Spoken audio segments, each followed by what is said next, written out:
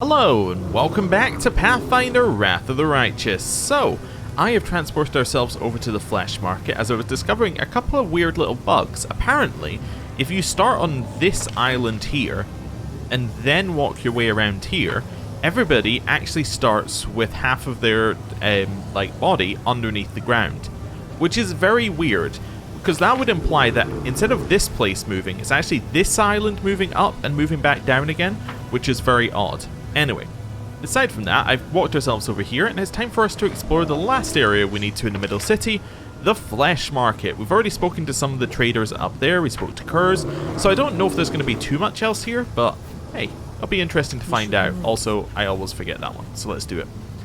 Right. Let us be off. So, we spoke to Deyunk, we went up here, that's fine, we got the treasure. Then we'll walk back to the guard, and I'm just going to try and do this, logically, just, go around the whole square, as you would normally do it. Oh, there's Suture! Interesting. Also, loot. Let's move. Loot. Grab that. I'm going to try and avoid Suture, just because I think he'll start a cutscene thing. What's up with Raggy and the air method? The Cambion. Who gives you a smarmy bow? Looks like he once tried to split in two, then changed his mind. His chest is twice as wide as it should be, and double pupils stare at you from each of his eyes. Every time this freakish creature opens his mouth, an impressive goatee swells on his neck. His voice has an unpleasant croaking quality, as if a giant toad had taken up residence in his throat. Would you like to buy some fresh flesh? You can call me Raggy. I am at your service. Who are you? What are you selling? Everybody calls me Raggy, and the name's just fine by me. I'm the top vendor here at the flesh markets, no matter what others think. They sell expensive, classy goods, whereas I specialize in rabble and riffraff. My goods cost 10 times less than what the others are selling, but I have 100 times more clients than everyone else. Everybody needs a slave. Cheap, maybe slightly defective, but still a slave. Big shots from the upper city prefer to do business with the others, but so what? The middle city feeds me much better. Raggy raises his voice for the last part. You notice that the demon standing nearby casts cautious glances at the insolently grinning Cambion. It seems this shabby specimen has some authority here after all. Besides, I don't just sell live goods, I sell the stuff that used to belong to these poor fools as well. You'll find some extremely valuable and interesting items among the loot taken during slave raids. Alright, show me what you got. Okay, I don't care that I'm buying the weapons that were probably stolen. I'm quite happy to buy them. Do we not already have this weapon? We have something that's very similar. Oh no, this is one-handed. Oh, so this is your type of weapon. Rusty Dawn. Okay, in fact, I think all of them are basically his... Oh no, the first two are, and then it kind of becomes nobody's weapon after that. But anyway, let's have a look. Whenever the wielder of this +4 corrosive burst battle axe confirms a critical hit, it deals 4 times damage instead of the normal 3 times and weakens the enemy, making it suffer a -3 penalty to strength and con scores for 2 rounds. Whenever this effect occurs, the wielder must pass an athletics check, DC 37, or the axe will be stuck. Originally I thought that said shrunk, which is why my mind broke there. It'll be stuck, where are we? Oh, on this one. Making melee attacks unavailable for the next round. Then they have another effect on this for critical hits. Okay, fair enough. So it would do 4d10 extra on a critical as well because of that one. Yeah, okay, so it basically does a ton on criticals. It does 4d10 plus its normal 6 to 18, which means it's doing 10 to 58 on a critical times by 4. I think that's right. Or is this already including the times 4? This is already including the times 4, never mind. But yes, it's doing a lot of damage. I don't necessarily think that it's good. I think that this is fine, but I think that the other weapons that we have are just better. So, yeah, I'm not going to pay 100,000 for it anyway. Brutal Decay. Whenever the wielder of this +4 corrosive burst club confirms critical hit against an enemy, the target becomes covered in acid, suffering 1d6 acid damage per round for 1d4 rounds. If the wielder confirms a critical hit... that was confirms a hit. If the wielder confirms a critical hit, they suffer 1d10 acid per round for 2d3 rounds. And multiple applications don't stack. This is bad because nearly every enemy that we face has like acid resistance of 30. Or at least any enemy that we'd have to care about our equipment has an acid resistance of 30, therefore making this weapon just straight up bad. It just doesn't work. So, there we go. The Rude Stopper. I guess you're a crossbow wielder? Almost exclusively now? Let's have a look. So, it deals more on the lowest end and less on the highest end, just from a base damage point of view, but let's have a look. Whenever the wielder of this +5 heavy crossbow lands a hit, the enemy must pass a will saving throw or become unable to cast spells or attack for 1 round. Affected enemy is immune to this effect for 3 rounds. That's pretty good. And it's a +5 enhancement, which means that it's a +5 to hit instead of a +2 to hit. Now, this is actually pretty good because Darren is not very good at shooting things. Okay, let me just have a look at this one and see what it's got going on. So it's got extra on its crit, but I don't think that's really going to matter. Yeah, I think this is better. I think Rude Stopper is better. I could probably buy that. Let's put it on our list and we'll see what else we come up against here. The Blackened Rags. So right away, because it's a shirt, it's very high up on my list of things to buy, because we don't have many shirts. This robe grants its wearer a +10 competency bonus on knowledge arcana checks. It also increases the DC of spells from the witch spell list and hexes by 1. Okay, so that's an ember item. What else have we got? Amulet of Quick Draw. +2 insight on attack and damage rolls with ranged weapons against large and bigger enemies. It also grants a +4 on initiative rolls. So that's kind of going to be for you. Okay. We could go with that. This would be fine. What else have we got? Call to Violence. This Cloak of Resistance +4 also grants the wearer a 30-foot aura that grants all enraged allies in the area a +2 on attack and damage rolls. That's good. But it's only going to apply to Wendowog. And she already has a cape on, so effectively this is a cape. I think she already has a cape, which also is a rage effect thing. So this will literally only apply to Wendowog when somebody else is wearing the cape. That's a little too specific for me. What else have we got here? Gold coin from the flesh markets. Yeah, I'll have that. That's my teleport into this area. Cool. Let's buy these things. So you can equip this. So he goes from 20, 15, 10 on his to hits to 23, 18, 13. That's pretty good. Yeah. Also looks a little bit cooler. Right. Hello. I want to go back here because I want to do my bulk selling because I've realized I haven't sold all my stuff yet. Again, we're keeping anything that's named. Anything that's not named can go. Is this the one that we just had? Oh yeah, this one does have the intelligence score thing as well on it, the one that Darren had, but I've never actually seen that trigger, so I'm not really that sold on it. The Rumbling Falchion was one that I was like, that could be good, potentially. I don't think it's going to be, but we'll keep it. Sell the Scimitars, the Trident can stay, the Unholy Longspear can go, Full Plate can go, Leather Armor can go, Studded Leather, Welcome Respite can stay. That was the one that's really good, but it's heavy armor. Yeah. Yeah, we'll get rid of all that. Get rid of that one. Get rid of that one. Get rid of that one. Cool. So we actually made yeah, so we got 71,000 back. So we made it was basically cost us about 20,000 for that deal. That's okay. Yeah, I'll take the deal. Cool. Right, and then just checking. What's our shirt? Whenever a druid wearing this shirt does stuff... Okay, it's the +10 competency bonus on lore is why we have that on. That's fine. Lower nature. For knowledge arcana, you're currently wearing robes already for that. Yeah, so these robes are definitely just for Ember right now. Okay, cool. I think we'll just leave the rest of that. That's okay. Quick save. Let's buy his slaves.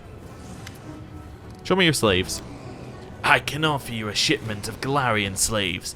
They certainly aren't in the best shape. Golarions are notorious for their fragility, but torturing them sure is fun. As Raggy grins, you spot at least 2 rows of needle-sharp teeth in his mouth. The Golarion slaves are clad in torn rags, their bodies emaciated. Many have wounds and cuts. Their blank indifference to everything around them suggests that these unfortunates lost any hope of escape long ago. Arushale's presence causes a rumble of discontent among the slaves. She flinches under their angry and hateful gazes.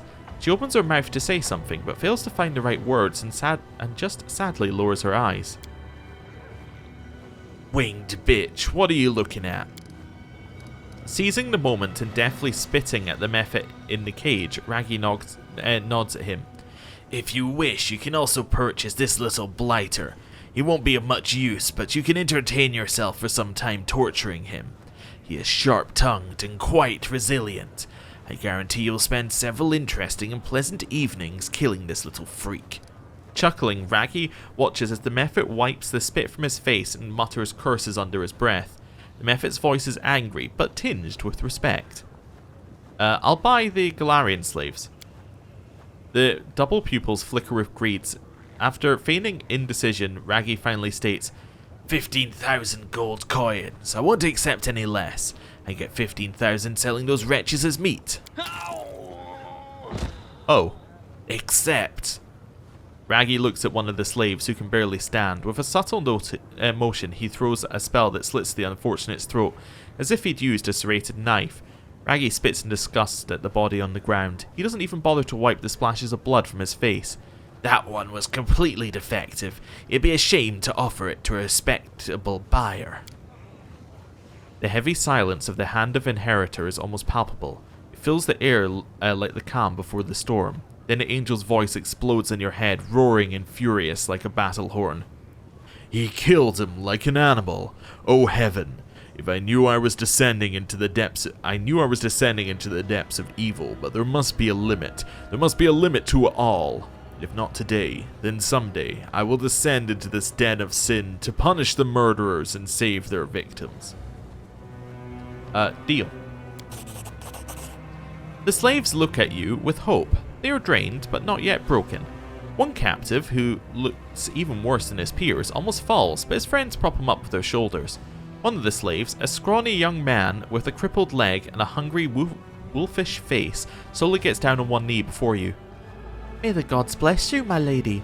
They've sent you to help us. We'll pray for you for as long as we live. You can take refuge at my camp. Iomade bless you. Thank you for standing up for us. We'll never forget your kindness.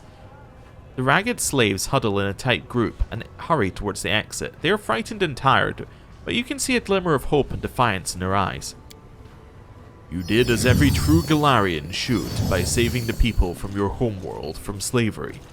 Thanks to people like you, my heart holds no doubts that we will emerge victorious from this struggle. Hey. Let's stop there.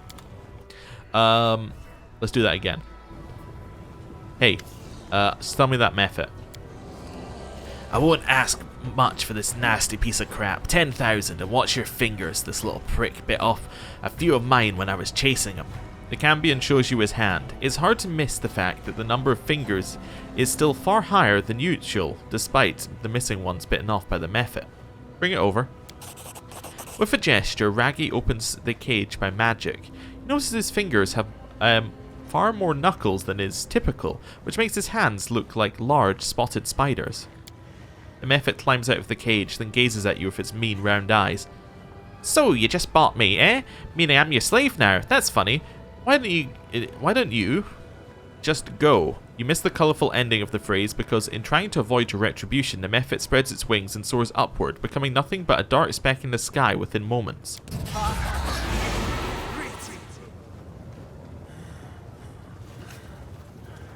Raggy laughs nastily. How awkward! You should have grabbed him as soon as he was out. Here, take this as a consolation prize. This is a ring of Nahindrian courage, extremely valuable item. All the best gladiators wear these. With a wicked gleam in his eyes, Raggy bares his sharp teeth in an insolent leer. Yes, give me back my money. Hey, relax, it was just a joke. I was just testing you a little. Here, have your gold back. Everything fine now, friends? The demon hastily hands back your gold. His tense grin tells you that the two of you are most certainly not friends. Show me your slaves. Raggy frowns and shakes his head with regret. I'm afraid I have nothing more to offer now. All that's left is trash unworthy of your attention. Perhaps I should just slit their throats, but that would be a waste of money. Maybe I can find someone to pawn them off on. Let's stop there. Right. See ya. Right, so let's have a look at this ring that he gave us that we paid 10,000 and then got it back for. Newest to oldest. Whenever the wearer of this ring is attacked with a ranged weapon, they gain a +2 morale bonus to AC, 1 extra attack of opportunity, and their speed is increased by 10 feet for 1 round. I was trying to switch to you. It didn't seem to be working. Well, it's not stacking here. Oh, the ring of protection part. Yeah. I don't know. Probably nobody here needs that. Yeah, I think that's fine. Although this should probably go to somebody better at this point, but hey. Whatever. We'll do a quick save. Also, can I loot the body? I completely can. Cool. He had 2 weapons and a potion of cure moderate wounds and a chain shirt. Something's not right here. Right, let's continue along this way. Krabus. Hello. I'll do another quick save because I'm paranoid. It looks like we should have been able to jump across here. Oh, I don't know why that wasn't working before. Maybe I just didn't move the camera around. So there is actually a crossing here. Oh, well that's much more useful to know about then. Hello. The tall, thin vendor is swathed in a loose black robe. He is not a demon, but it is impossible to determine his race. His expressionless and hairless face is covered in tattoos and looks as if it is made of wax. His eyes are motionless. As you approach, the black figure almost doubles over as he sweeps into a low bow. The vendor moves with a supernatural delicacy and grace impossible for a human. He extends his arms, also covered in tattoos, towards you. The ink on his palms comes to life and forms the words, "Greetings, I am Krabus, vendor of magical lunatics."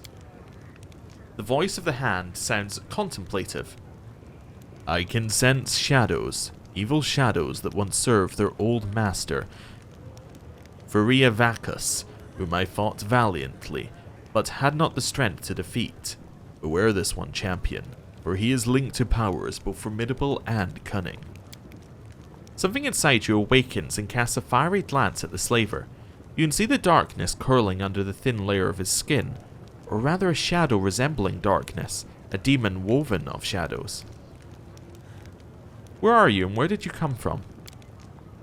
3 words appear on the vendor's palms.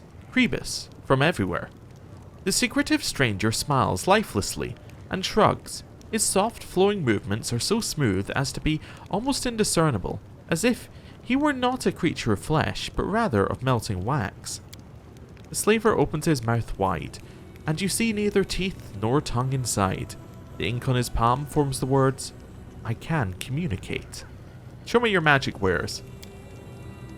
The slaver gives you another low bow. One of his eyes suddenly rolls out of its eye socket. With a neat, gentle movement, Krabus touches the eyeball and returns it to its normal place, and then he points to his wares. Okay. What's he got? Phantasmal Guide. This +5 Ghost Touch Quarterstaff allows its wearer to cast illusions as school spells as if they were 3 levels higher. Hey Nenio, let's have a look here. So, what does Ashmaker do? +2 on attack rolls and caster level for all evocation school spells. Here's the thing. Phantasmal Guide is something we should probably buy. It's good for illusion school spells, right? The problem with it, essentially, is that illusion school spells don't really get that much of a benefit from being higher level. For example, the Phantasmal Killer one. Now, wait, that says as if they were 3 levels higher. Is this spell level?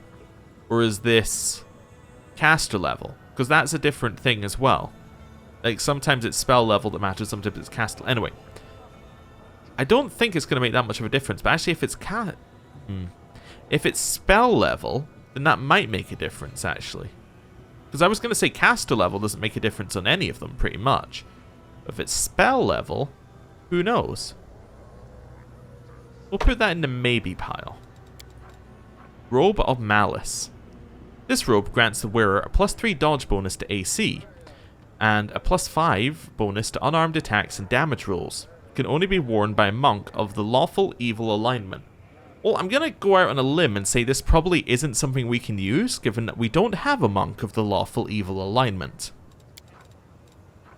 Boots of Arcane Persistence. Whenever the wearer of these boots casts the same spell for a 4th time during the day, their next spell becomes quickened. That doesn't really sound that useful. No. Ring of Eminent Demise. Whenever the wearer of this ring makes an attack of opportunity, the enemy must pass a Fortitude saving throw, DC 26, or be knocked down. The ring also gives a +2 competence bonus on attack and damage rolls with two-handed weapons. That sounds pretty useful. For either Regil or for Wendewog. On a Holy Shepherd, 66613. Nice.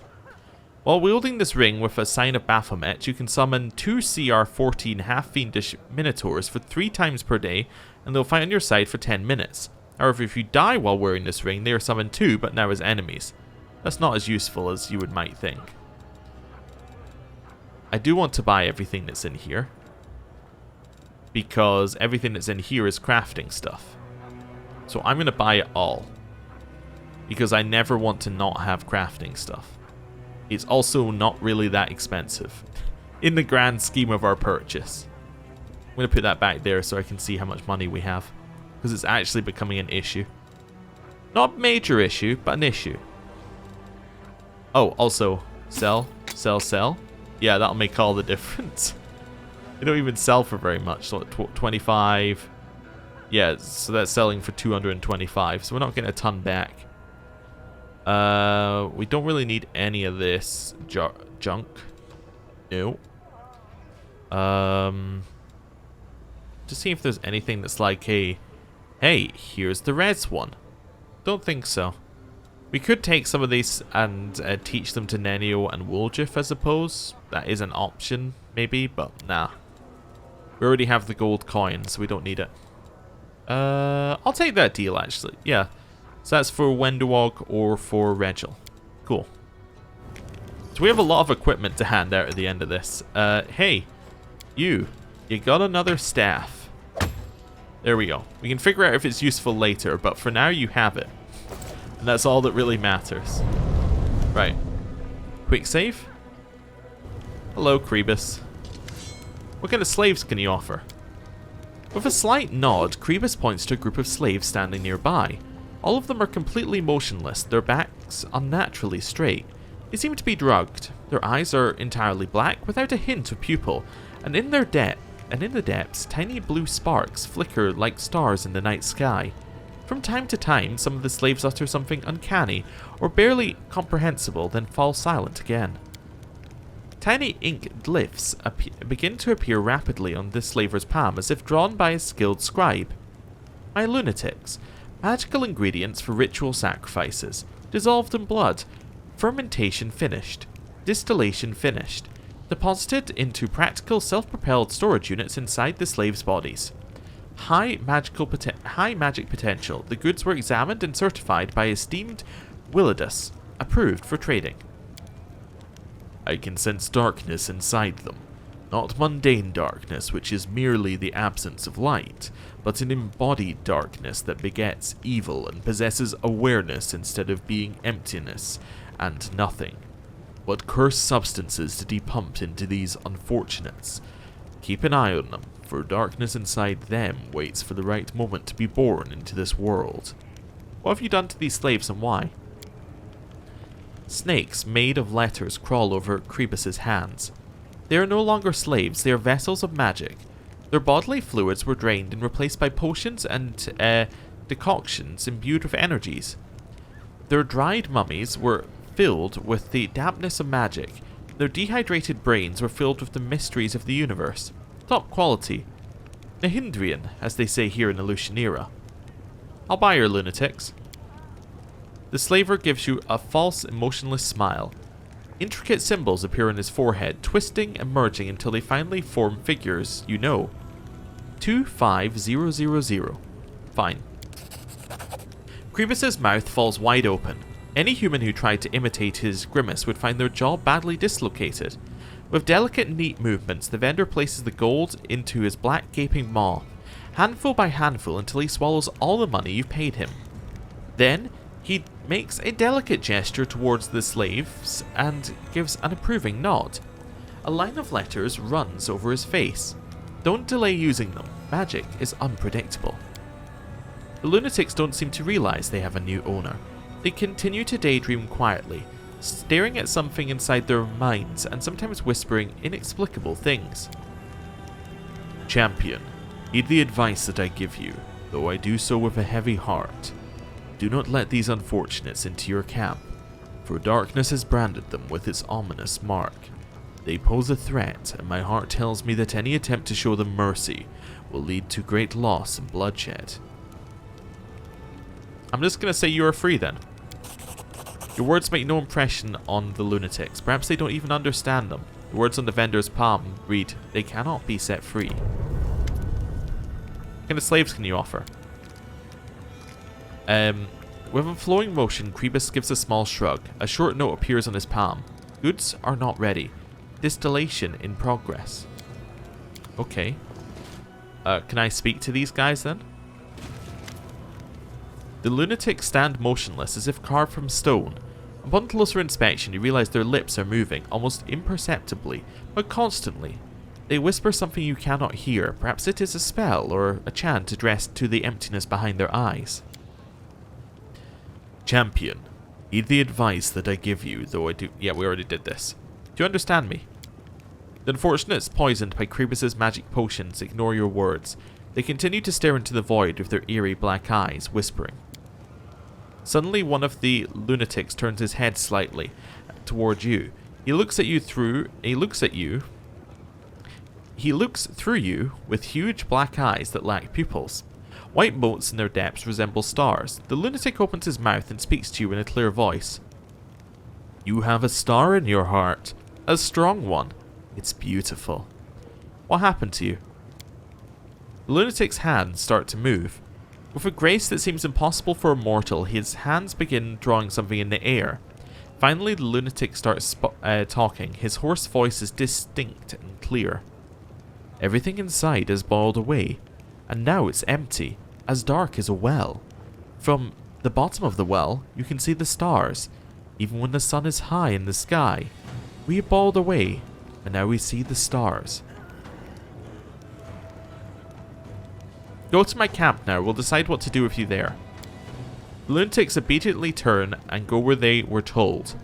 Their hands move through the air with grace, and their unnaturally straight backs seem oddly inappropriate here in the abyss, the plane of distortions, curves, and capricious shapes. I don't know if that was a smart decision, but that is what I've done. So that is the decision we have made.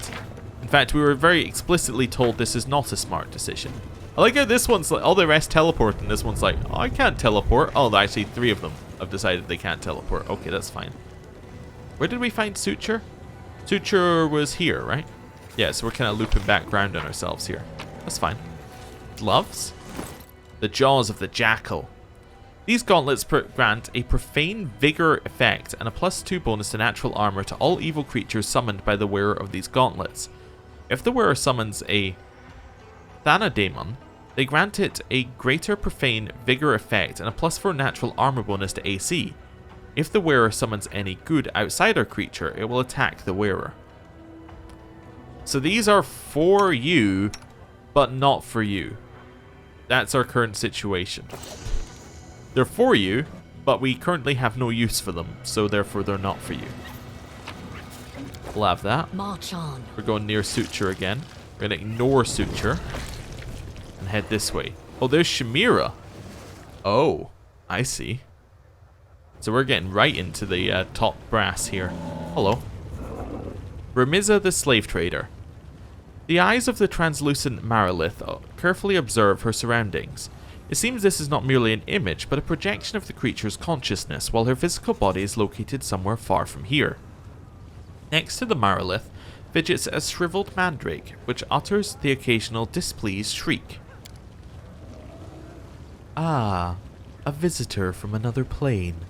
I am Remiza, also known as Sloughed Skin, and I am no simple vendor, but a true artist of the slave trade.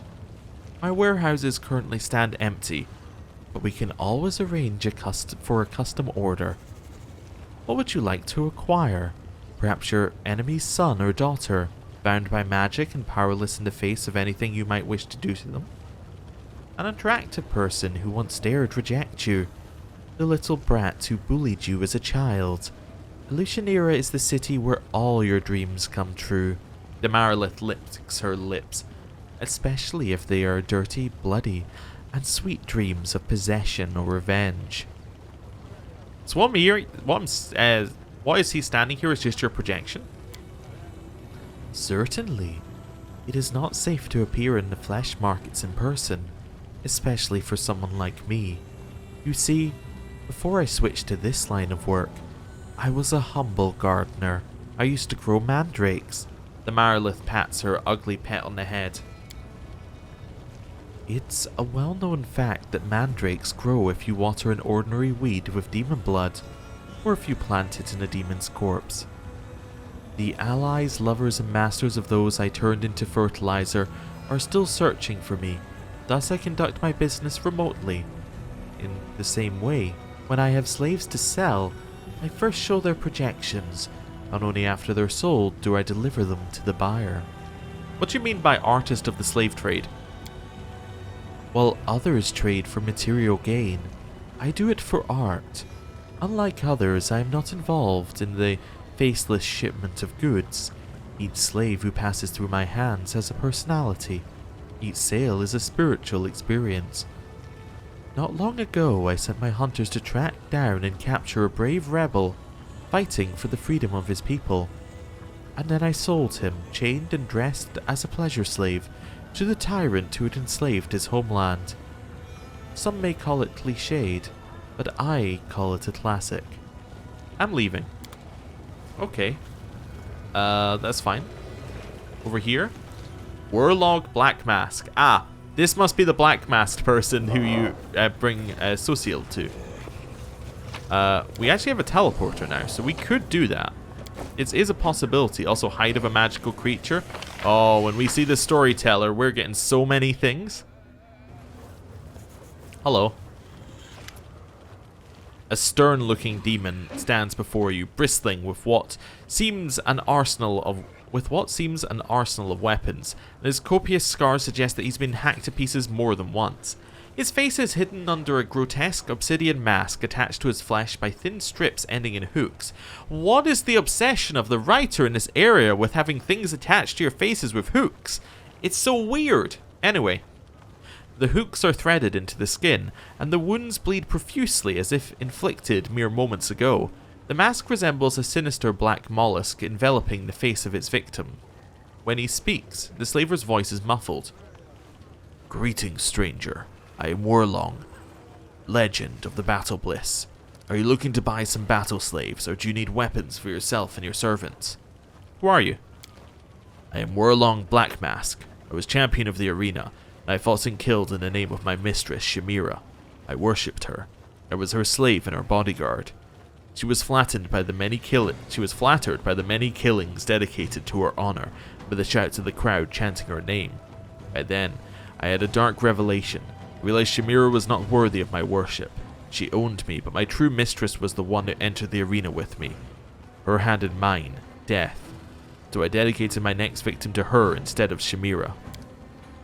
My mistress was enraged. She arranged a fight in the arena, one I had no hope of winning. I was hacked, cut apart, choked, ground to dust by magic and impaled on spears, but still I did not die. My remains were stitched back together piece by piece. Death was with me that day, and I returned even more powerful. The fights lost their appeal after that. An immortal gains no glory fighting mortals, so I left the arena and no longer kill by my own hand. I will offer my gifts to death by the hands of the gladiators I train. I take their names and their dreams, and in return, I give them weapons and the dark revelation of death. What is this mask you wear? The first champion fought wearing this mask. The final champion will fight wearing it on the day that this world ceases to exist. In this mask I was invincible, and I conquered the battle bliss and made all Illusionera bow before me. I had thought to pass it to Gelderfang, my apprentice, but despite his many talents in the art of killing, he loved his life far too much. He was afraid of death, too frightened to fight me and take the mask. He is not a true gladiator, not a real champion, but no one aside from the true children of the arena is capable of understanding this. This mask is strikingly different from the ones we're looking for to solve the riddles in the Nameless Ruins. Still, it's unique. I would like to examine it. Honored Demon, hand it over immediately for an experiment. I promise to try not to break it. No. Please? No. I'll mention your name in my encyclopedia. Over my dead body. Fine. Nenio turns to look at you, expectation in her eyes. Among us thieflings, pulling a bait and switch like that gets you punched in the face. Woljif gingerly touches his right cheekbone. So we can just be like, I'm gonna attack you for science. I really want to check out what stuff he has. Nenio, give it a rest. But what about the experiment? Nenio lowers her head, and for a brief moment you think she may burst into tears. But the next moment she raises her head and looks at you without any hint of what just happened. Does this happen again if I go through it? Oh no. Okay. I kind of want to attack him. I'm going to quick save. What are our options vis-a-vis attacking him? Like, if I go back to this one, is this before we speak to Projection Lady? If so, that's fine, because that works out for me. Because what I want to do is get what he's selling, then go down that conversation chain, and then kill him. But we'll see how that goes. With his mistress standing right behind... with his mistress standing right behind us, that might not work. But oh no, it was right before the conversation. Actually, perfect. Perfect. Hello. Who are you? Blah, blah, don't care. Let me see your weapons. My gladiators come from As for weapons, anyway, from a range of planes and are accustomed to fighting in different styles, so I have quite a wide selection. I am positive you will find one that fits your hand, no matter how many hands nature gives you. Slaver chuckles, pleased with his own joke. The items I have here are the best example of Nahindian weapons and armor. Why do you keep calling them Nahindian? Rumors have been going around about some magical Nahindian crystals that grant immense power to their owners. No one knows for certain where they come from, or what they really are, but everyone desires them. Illusionera has become obsessed with all things Nahindrian. That's why everyone in Illusionera calls top quality goods Nahindrian now. Tell me what you got. Alright, weapons. Price order. Interceptor. This +5 keen rapier grants its wielder a +2 bonus to attack and damage rolls on attacks of opportunity. If an attack of opportunity results in a killing blow, the wielder can make one extra attack during the next round.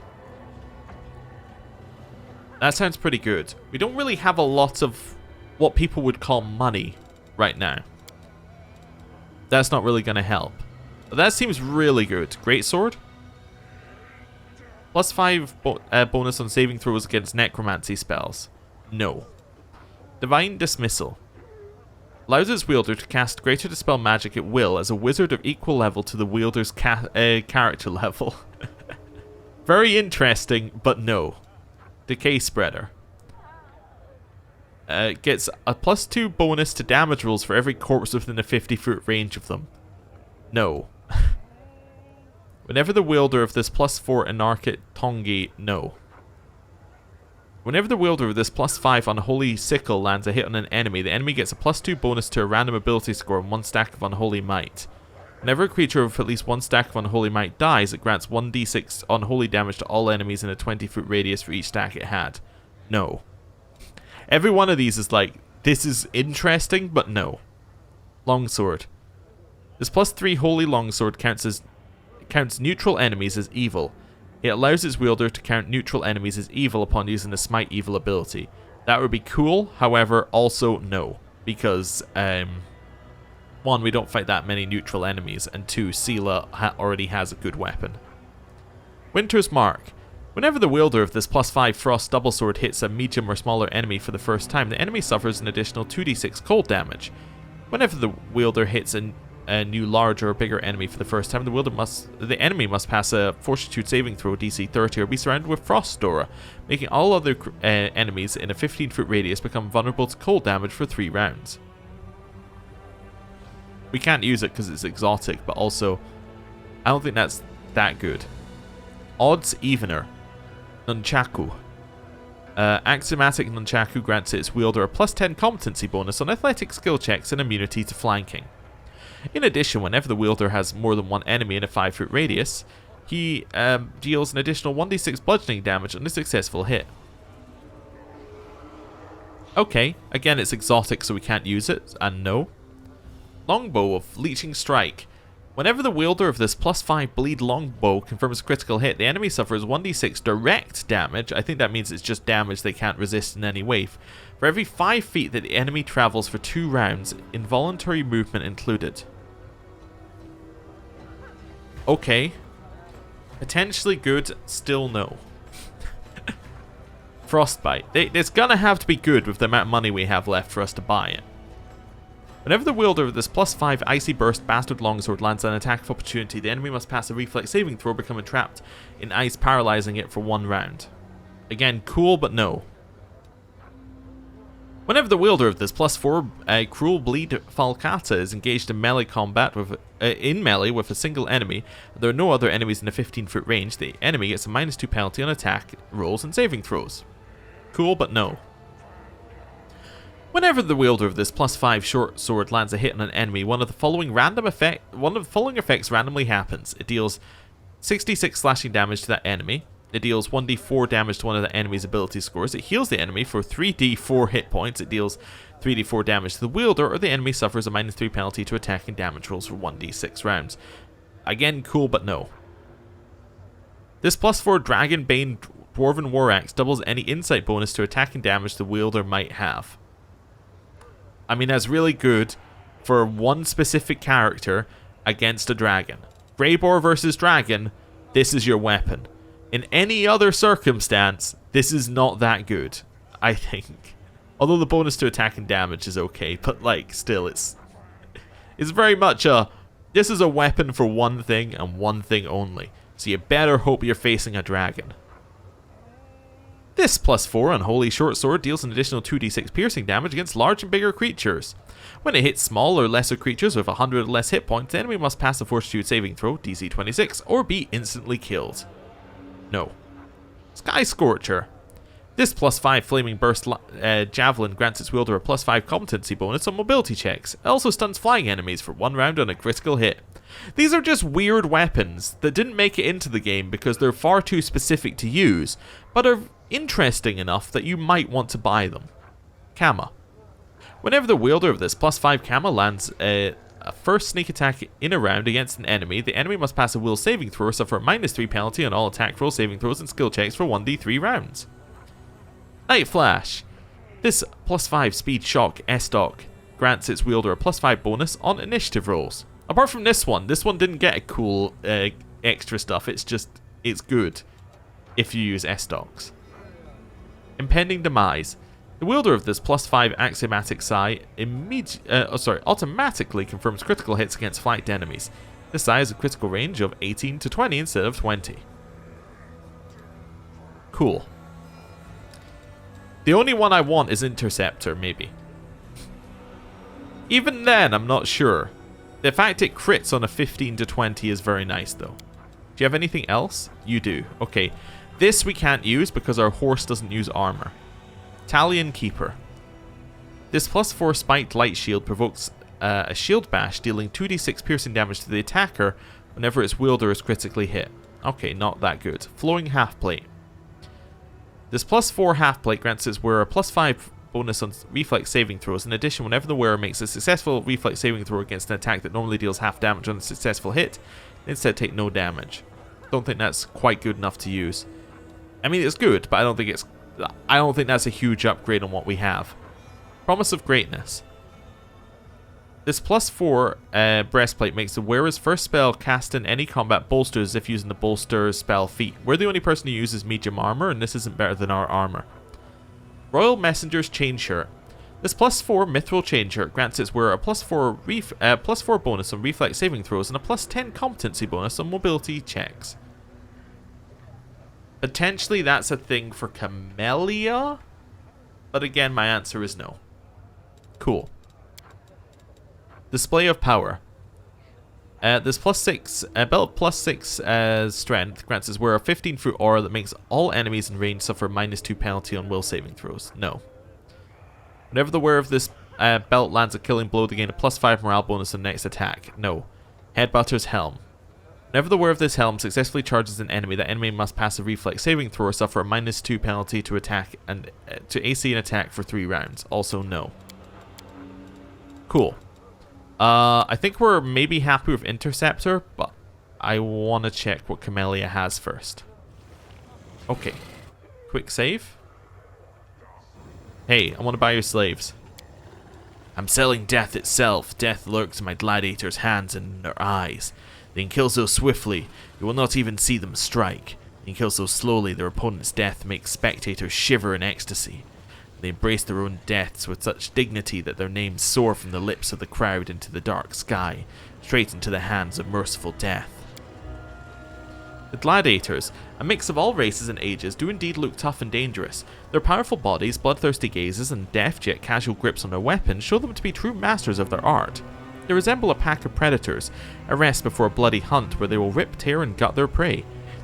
The glances they exchange are amiable, but not warm, for tomorrow each one may have to kill the other in front of a screaming crowd. If your slaves are that good in a fight, why don't they rebel and free themselves? The arena is their home, the other gladiators their family, and the fight's their sole purpose in life. Fighting is their only path to glory and a carefree life of luxury. But to win in the arena you need a distinguished and influential master who will provide you with an experienced trainer, good weapons and decent food, and skillful lovers to salve your wounds. But why would such a distinguished and influential demon take on just any no-name wannabe? Such a distinguished and influential demon take on just any no-name wannabe? Of course not. That's why when a demon wishes to purchase a gladiator for the arena, they come to me. The best fighters pay enormous sums to become my slaves and trainees. I'm their only hope of making it to the top. Did I hear that right? People pay to become your slaves? It is a rare moment that I find myself lost for words, but this is one of them. Your statement is a logical paradox. Can't you see that a declaration of speechlessness disproves the premise of such said declaration? Raybor, who has been studying the gladiators closely all this time, nods grimly to himself. I've seen a lot of warriors in my life, but I have to say these are not fighters. They're pompous roosters strutting about the place. They are similar to pleasure slaves, but instead of graceful dances with veils, they dance with blades. It may look impressive, but there is no more warrior spirit from them than there is true love in a harlot's embrace. I'll buy your gladiators. Smiling at the gladiator's bellowing battle cry, the slaver examines you with a sharp look. The straps of the mask tighten slightly, making the skin wrinkle. Finally, he nods. You look genuine. You are a killer. I suppose I can sell you my gladiators. 35,000 gold coins and 35,000 enemies they'll kill in your honor in the arena. Deal. The gladiators bow before you with dignity. Their faces shine with the bloodthirsty smiles. Where would you like us to go? To the Battle Bliss, I presume. I'm not going to say you're free, because when they were free, they signed up with him. No, wait for me at the Nexus. Gladiators look at you with surprise, exchanging whispers among themselves. Mistress, do you doubt our fighting skills? Would you like us to continue training in your camp, under your supervision? Believe us, we're ready to conquer the arena. We'll prove ourselves worthy. Brothers and sisters, grab your weapons. Head to the camp of our new mistress. Double time in full gear. If anyone falls behind, kill them. Death to the weak. I mean, I really wasn't going for a death to the weak kind of approach here, but like... Sure. Death to the weak. Alright, we're running out of money. If we had any, like, backup money, this would be the time. Please don't have anything else to buy. I hate to say it. I really... Oh, this Hepsamira's here as well? Everybody's here. Hey, Venture Captain Christoph, I just want to have a little chat, okay? Without, you know, like, going into all of this. Right, just a little, wee little chat, you know? Let's see what you say. A lean old man with his back as stiff as a pikestaff casts a piercing look at you. His grey hair and luxurious sideburns grant him an imposing and significant demeanour. Greetings, I am Count Christoph Rolano, and I have the honour of serving as a venture captain of the Pathfinder Society, heading the branch of the society in the Lucianera and its adjacent territories. If you need the services of Pathfinders, I can be of assistance. Oh! Casting a sharp look at you, Christoph hands you a sealed letter. I admit your appearance here did not surprise me because I recently received this letter. It is addressed to you, and I have held it in anticipation of your arrival. The letter appears in the rough but legible handwriting of a person who doesn't write often. Greetings, Commander. I'm sorry to bother you with any requests when you are busy with a difficult and dangerous mission, but my situation is extremely serious. I found a trail of the Spinner of Nightmares. Her agent in Nerosian fell into our hands and revealed during interrogation that the last known lair of the Spinner was in a Lucianera, in a block called the 10,000 Delights. Knowing the habits of the Spinner of Nightmares, I'm inclined to believe that she used to live in the heart of a giant brothel. My poor Lowry might still languish in this horrible place. I'm begging you to look for her, or any traces of the Spinner. Is that it? Yes. Okay. What's in it?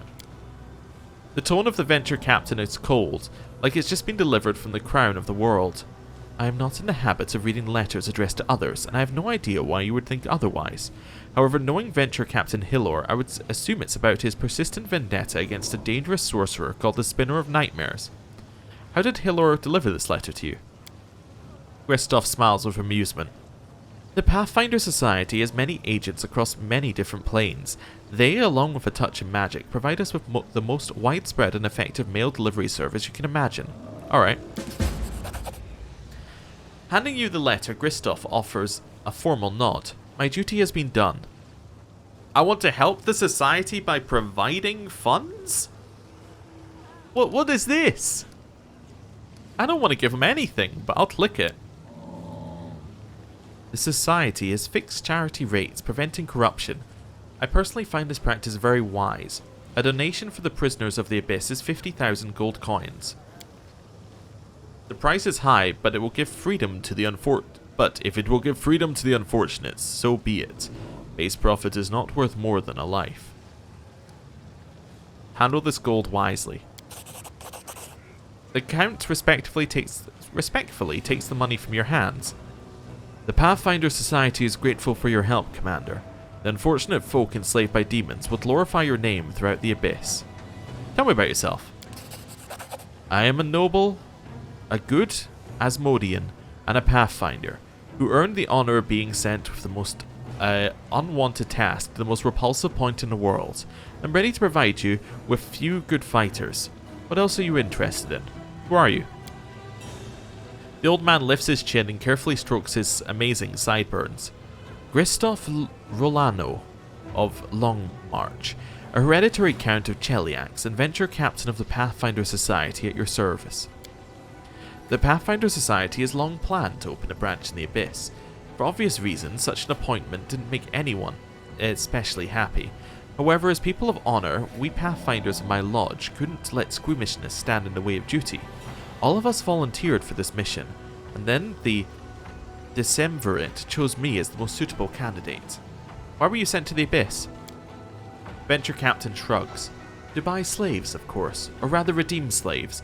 The Pathfinder Society sent me to provide help to the dwellers of Golarion who have been enslaved by demons. Every day I go to the slave market with a bag of gold and return to our shelter with a crowd of poor folks whose freedom I managed to buy. Unfortunately, there are always too many slaves and too little gold. We sent the ones we saved to Golarion. Some of them are opportunists and fighters who are unlucky enough to be imprisoned. They are grateful to the society and ready to provide services to repay us for their rescue. When people who are looking for mercenaries contact me, my charges go to serve them, and the payments for their services fill our coffers for continued redemption of slaves. Wait a second. So, when you hire a mercenary, you're not hiring a mercenary. You're hiring a former slave from the Abyss who is buying their freedom. So effectively, you're just buying slaves. So what this game is saying, that canonically, you're just slave trading. Just with extra steps. I'm just going to say I see. I personally think that an enemy has to be fought against, not traded with. But the management of the Pathfinder Society did not heed my advice. What's it like living in the Abyss? Ristov scans the landscape slowly with dignity and then says demurely, abominable. The Abyss is a savage place where everything that can be designed in a wrong way is. Everything is clear. I will see you later. Or more correctly, I will try not to. Okay, right. We need to head back. Just temporarily, we need to head back to the Nexus. One, to see our new slaves that we've now purchased, although we did set them free. Very important distinction. But we're going to pick up Social and Camellia and see what we can do with those two. Right. Let's head back. So we're going to knock out... Wait, no, we want Grey Boar. Alright, let's just go with Camellia first, and then we'll figure out who we're going with next. I could have taken Social as well, actually, now that I think about it. That should have been what I did, actually. I almost want to go back immediately. Let's go back immediately. Let me go back. Once it reloads in. I know. We have to do another loading screen. We're going to have to do another 3 loading screens, I think, this episode. But we'll make it work. We'll make it work. We're getting there. So first of all, we'll load in here. We then immediately go back. But we're going to knock out... It actually does not matter why am I spending so long on it. Because these are just for conversations. Cool, we're going to knock out a Grey Boar. I want to go in with the exact same team so that we get the same dialogue when we hit him again. So we can have that fight for the mask. Because Nenio wants to see the mask. Right. Hello.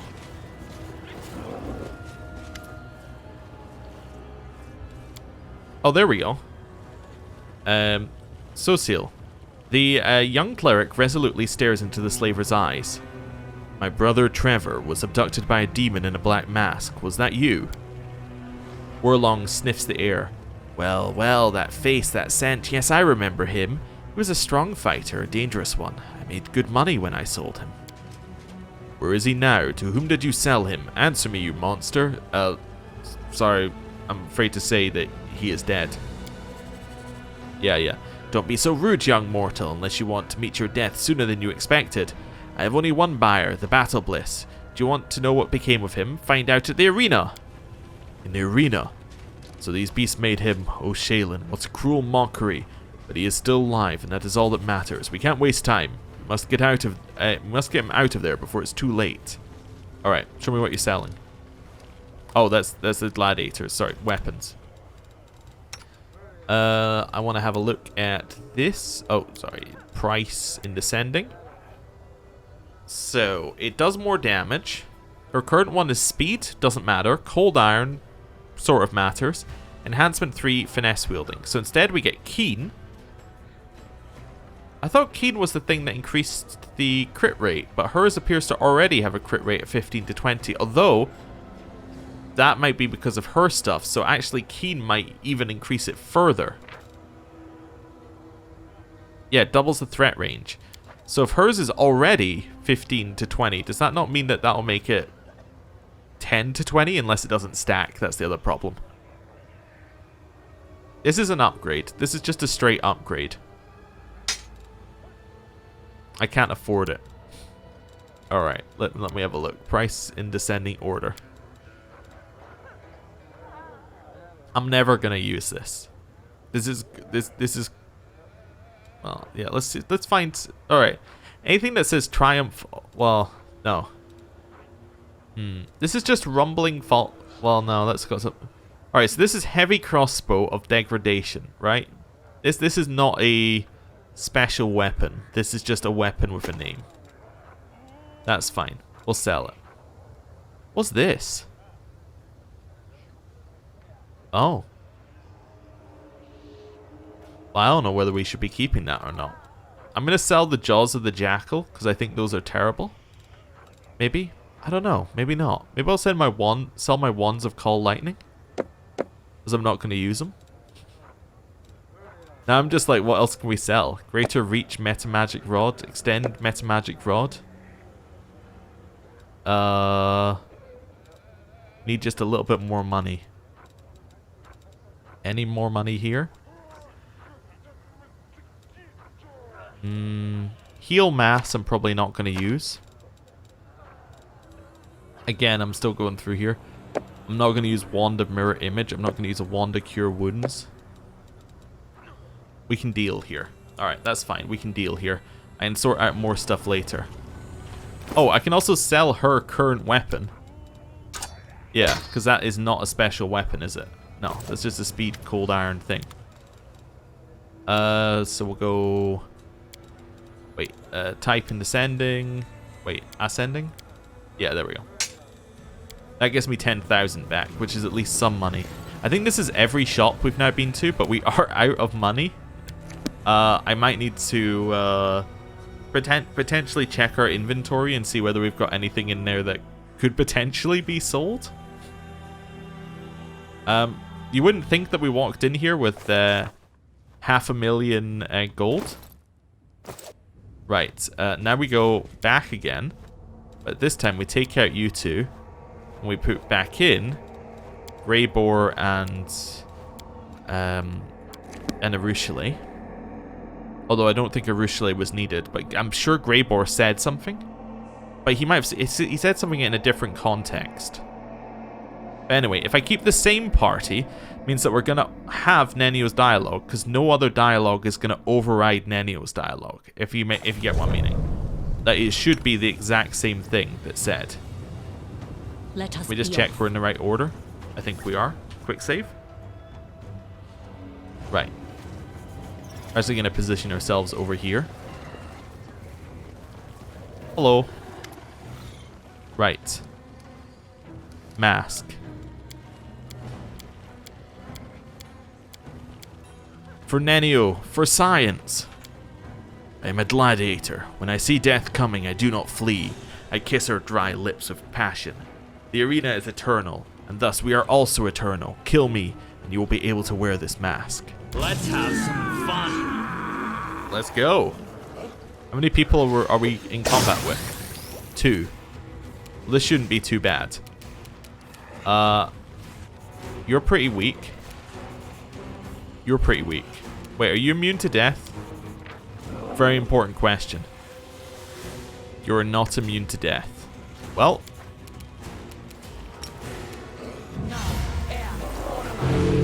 He saved his will save? He does a modifier of 20, to be fair. But still, he saved it? Well done him. Ow. We will activate our buffs. Control 2, plus one of those. And then we're going to go... Oh, I didn't get my spells reset. Should have done that. Okay. We got rid of sea invisibility. Alright, and I'm going to move right in. Then I'm going to lower AC. You're going to shoot this one. I will resist. Just to remove him from the equation, basically. Shoot. Out of my sight. Hey, he failed his will saving throw. I forgot what that did already. It's a new weapon, okay? unable to cast spells or attack for 1 round. That's really gonna suck for you, to be honest. Really gonna suck. Stab. Me, all right? Stab. Simply business. Ow. Okay. Kill him. He saved the will save again. Okay, it's not that unlikely. He can't attack. I love it.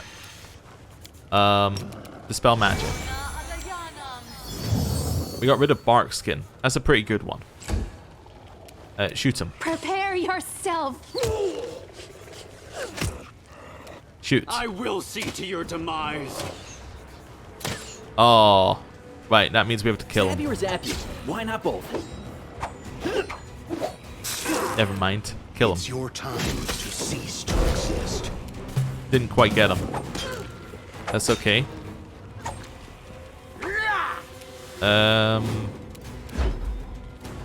Probably have something good that we can shoot him with here. Or polar ray. Yeah, it'll work. That'll work. Shadow demon's kind of there. Let's remove some more of your buffs. Not that I necessarily think we need to, but there we go. We got rid of heroism. That's a good one. Shoot. We hit him again. Shoot. Stab. Distract them for me. Attack. At least we do some damage. Nice. Well done. Still can't do anything. We have no more of these, although I could use my arcane bond. Do it. Kill him. He saved his will save again. Even though we lowered it to 15 he needed.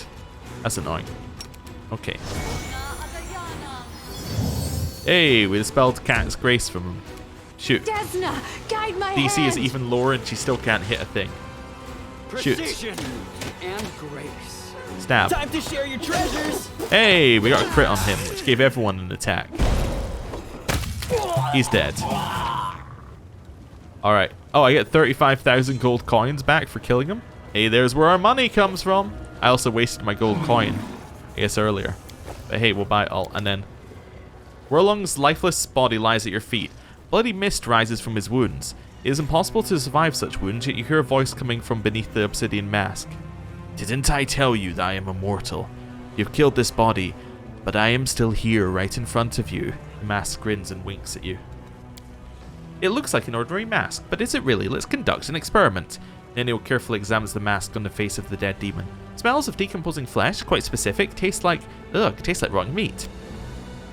What are you doing, you stupid creature? Take your tongue out of my eye socket immediately. Please avert your gazes while I throw up. Nenio wipes her mouth with her hand. Here's my verdict. This is an ordinary mask that contains an evil spirit with a tendency to mentally subjugate any person who wears it. The experiment is concluded. Thank you for your attention, everyone. Are you a mask? A living mask? So it's you I've been talking to this whole time? I am the first champion of the Battle Bliss, the great warrior necromancer Worldwound. No one could say how many victories I won because they stopped keeping count. I was belligerent, bloodthirsty, my gifts impressed death herself. So when my luck turned away from me and my life was bleeding out in the arena, death gave me a gift. She placed my spirit in this mask. So under different names, I have claimed the champion's title again and again. Is this your body? Of course not. My mortal remains have long since turned to dust and black sludge. This body once belonged to one of my followers. A couple of decades ago, the Gladiator, wearing my mask, perished, and I took his body. My magic has kept the flesh in good condition all these years. Sadly, you've destroyed this body beyond repair, and I must find a new vessel. I'm going to punch the mask as hard as I can, I guess. Your punch leaves the smooth surface of the mask unscratched. Foolish. Do you really think that you are stronger than death? She protects me and you cannot overpower her. I love how there are so many mythic routes you could do here.